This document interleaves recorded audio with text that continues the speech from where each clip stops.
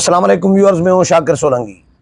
Viewers, دو خبریں share کرتا چلوں، ایک نگران وزیر اعظم کے حوالے سے اور دوسری عام انتخابات کی تاریخ کے حوالے سے۔ دو اہم ایشوز اس وقت ڈسکس ہو رہے ہیں سیاسی جماعتوں کے اندر، اور مشاورتوں کا سلسلہ بھی جاری ہے۔ مولانا فضل الرحمان کراچی گئے ہیں اور کراچی میں انہوں نے ملاقاتیں بھی کی ہیں، پیر پاگاڑوں کے پاس بھی گئے ہیں، صدرالدین شاہ کے ساتھ بھی ملے ہیں۔ صدرالدین شاہ کا نام بھی ڈسکس ہو رہا ہے نگران وزیر اعظم کے لیے، میڈیا میں رپورٹ ہوا ہے۔ لیکن کل ہمارے دوست ہیں اعزاز سید جیو کے، تو انہوں نے خبر یہ بریک کی ہے کہ جی اسحاق ڈار کا نام جو ہے اس پر اتفاق ہو گیا ہے نون لیگ اور پیپلز پارٹی کے درمیان۔ ویسے آفیشلی تو پیپلز پارٹی کا کوئی لینا دینا نہیں بنتا، آئینی طور پر، قانونی طور پر پیپلز پارٹی سے مشاورت ضروری نہیں ہے۔ آئینی طور پر مشاورت ضروری ہے وزیر اعظم یعنی میاں شہباز شریف اور اپوزیشن لیڈر یعنی راجہ ریاض کے درمیان۔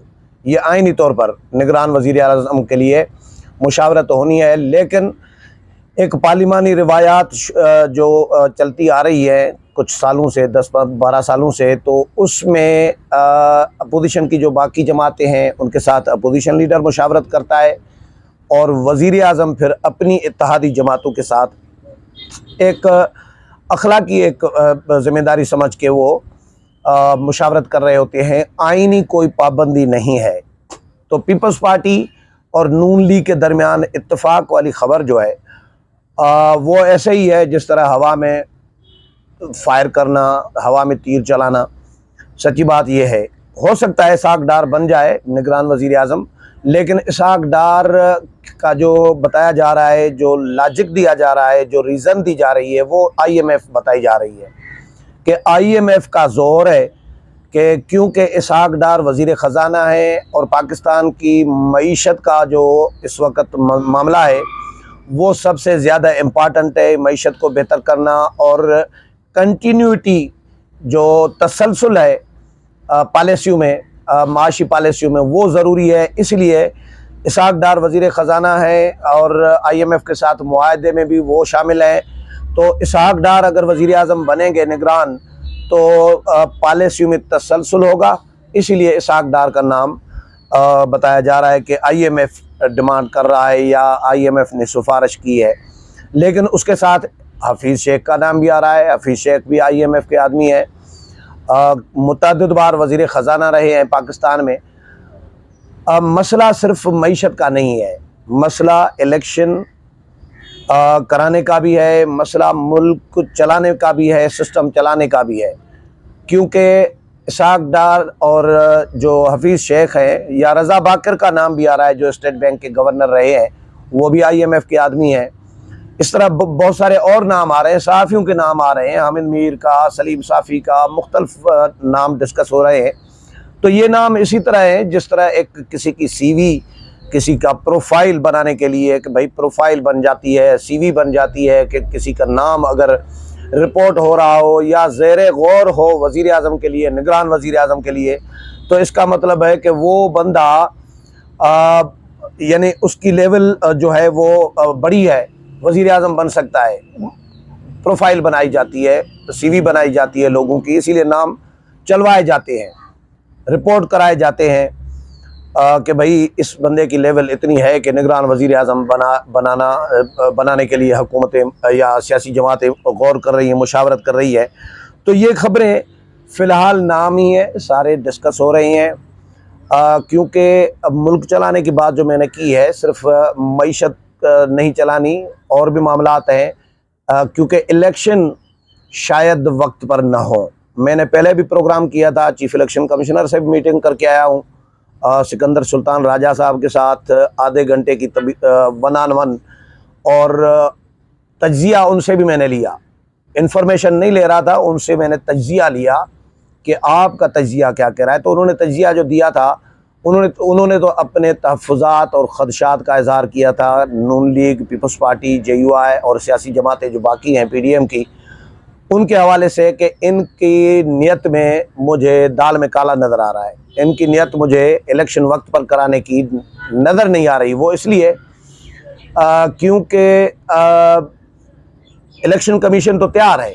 Election commission chief election commissioner کہہ رہے ہیں کہ ہم تو بھائی کوئی جنگ لگ جائے اور خدا نخواستہ اللہ نہ کرے ایسا ماحول پیدا ہو جائے, کوئی بدامنی ہو جائے, دھماکے ہو رہے ہوں, فنڈز جاری نہ کرے حکومت, پھر بھی الیکشن نہیں روکا جا سکتا. لیکن ایک نسخہ حکومت کے پاس ہے جو حکومتی بیانات سے لگ رہا ہے کہ حکومت وہ نسخہ استعمال کرنا چاہ رہی ہے. وہ نسخہ ہے نئی مردم شماری کو نوٹیفائی کرنے کا.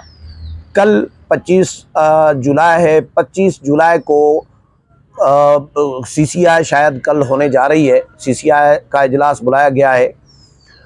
تو سی سی آئی جو ہے وہ فورم ہے نئی مردم شماری کو نوٹیفائی کرنے کا.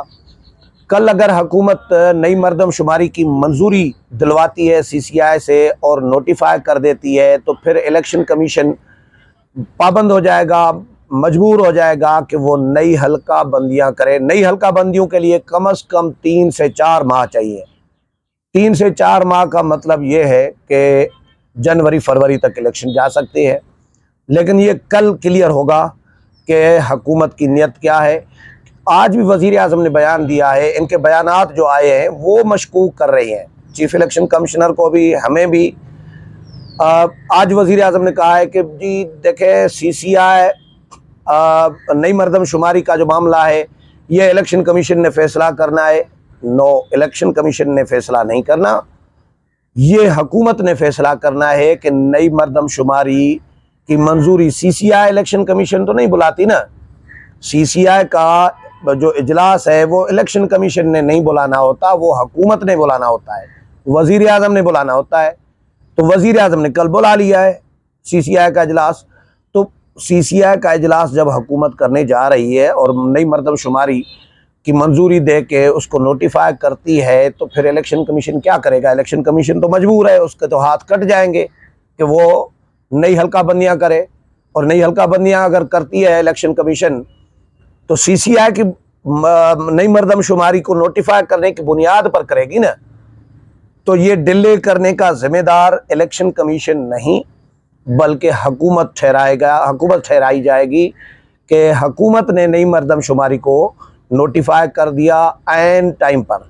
جب حکومت کی مدت پوری ہونے جا رہی ہے, 2 ہفتے 2.5 ہفتے رہ گئے ہیں, 8 دن اگلے مہینے کے اور 5 دن اس مہینے کے, تو 13 دن ٹوٹل 14 دن رہ گئے ہیں. جولائی 31واں مہینہ ہے تو یہ 13-14 دن حکومت کے, یعنی 2 ہفتے بھی نہیں رہے. تو اب حکومت جا کے نوٹیفائی کرے گی نئی مردم شماری کو سی سی آئی میں.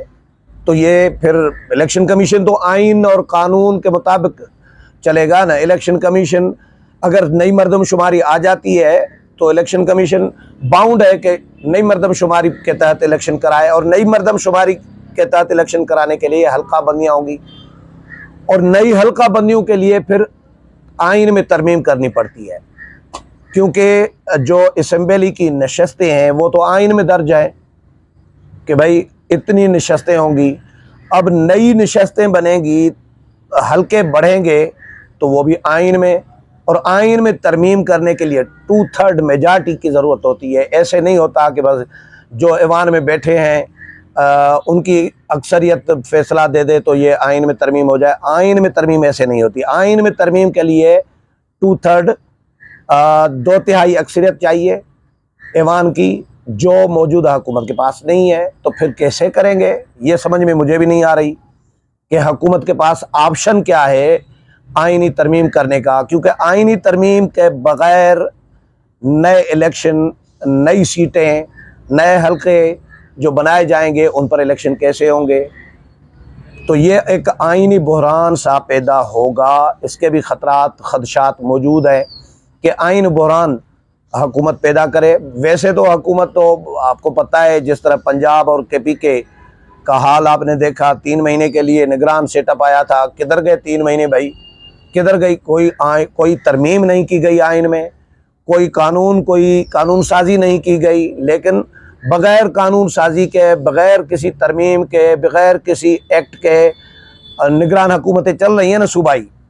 کدھر گیا قانون اور آئین کو بالائے طاق رکھ کر بھی, سائیڈ پہ رکھ کر بھی نظام چلایا جا رہا ہوتا ہے. جس طرح پنجاب اور کے پی کے میں چل رہا ہے، اسی طرح مرکز میں بھی کچھ بھی ہو سکتا ہے، ہونے کے لیے پاکستان ہے، پاکستان میں کچھ بھی ہو سکتا ہے۔